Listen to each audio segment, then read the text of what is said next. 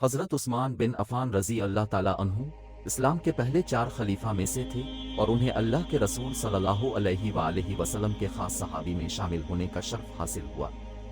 ان کی پہچان غنی یعنی دولت مند تھی اور انہیں ذو نورین یعنی 2 نور والا بھی کہا جاتا ہے، کیونکہ انہوں نے 2 بیویوں سے نکاح کیا تھا اور ان کی زندگی میں دولت اور نور کا انتہا ہوا۔ حضرت عثمان رضی اللہ تعالیٰ عنہ نے اسلام کا قبول کیا جب انہیں اپنے دوست حضرت ابو بکر صدیق رضی اللہ تعالیٰ عنہ کی زیر علم محمد رسول صلی اللہ علیہ وآلہ وسلم کے درس ختم ہوتا ہے۔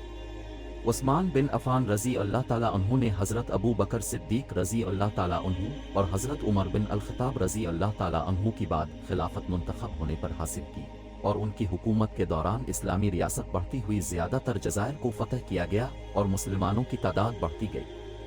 حضرت عثمان رضی اللہ تعالیٰ عنہ کی خلافت میں ایک بہت بڑی حسنہ یہ ہے کہ انہوں نے قرآن کو ایک مصحف میں جمع کرنے کا فیصلہ کیا جو اب تک ہمیں ملتا ہے۔ ان کی خلافت کے دوران ہی ان کے ہلاکت کے امکانات سامنے آئے اور 19 ذوالحجہ 35 ہجری کو ان کے گھر ہیں کے اندر قتل کر دیا گیا۔ ان کی شہادت نے اسلامی ریاست میں بڑھتی ہوئی فکری اور سیاسی فکر کو شدت دی، جو بعد میں کچھ دہائیں تک جاری رہی۔ حضرت عثمان بن عفان رضی اللہ تعالیٰ عنہ کی زندگی ایک انتہائی اہم اور سرگرم دور کی تحقیقات کا موضوع ہے، جس نے اسلامی تاریخ کو بہترین طریقے سے روشن کیا۔